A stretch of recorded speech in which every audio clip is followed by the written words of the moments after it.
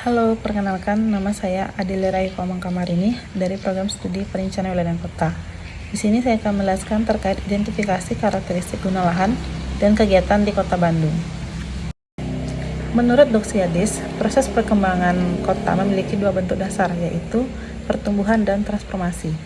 Transformasi merupakan perubahan yang terus-menerus terjadi pada bagian pemukiman, perkotaan maupun pedesaan. Adapun 4 tahapan transformasi guna lahan, yaitu yang pertama, penetrasi, yaitu maksudnya fungsi baru ke fungsi lama yang homogen. Yang kedua, inovasi, yaitu dominasi awal fungsi baru namun belum menggantikan fungsi lama.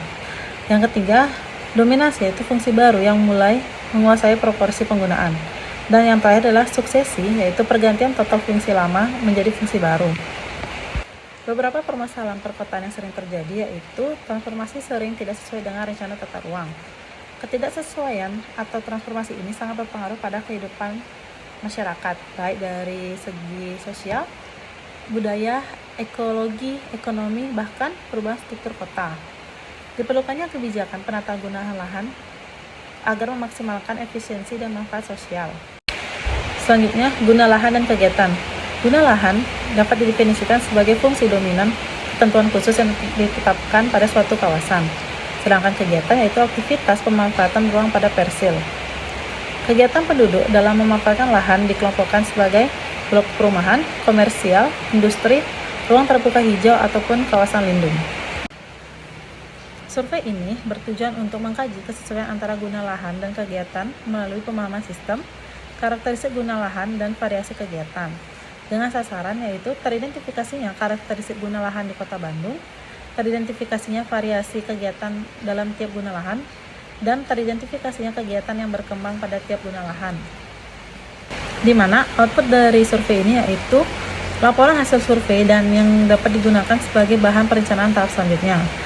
Sedangkan untuk lingkup survei yaitu di Kota Bandung yang dibagi menjadi 6 wilayah pengembangan, survei dilaksanakan selama 6 bulan atau 1 semester.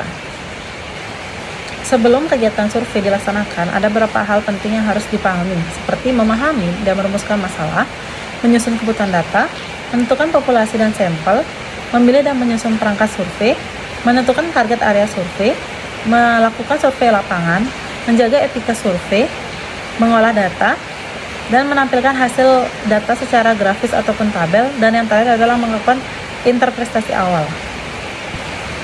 Dalam pengorganisasian survei, ada pun hal-hal yang diperlukan, yaitu membentuk struktur tim, penyusunan proposal kegiatan, diskusi rencana kerja, menetapkan kebutuhan dan jenis data, mengumpulkan data primer dan sekunder, menyusun estimasi biaya, dan mengurus perizinan survei. Adapun kesimpulan dari survei ini yaitu transformasi guna lahan penting dipantau dalam pembangunan kota. Ketidaksesuaian terhadap rencana tata ruang dapat mempengaruhi banyak aspek. Dan itu, survei ini berfokus pada identifikasi karakteristik guna lahan dan kegiatan di Kota Bandung, di mana hasil penelitian ini akan menjadi dasar bagi perencanaan ruang lebih lanjut. Sekian presentasi dari saya terkait identifikasi karakteristik guna lahan dan kegiatan di Kota Bandung.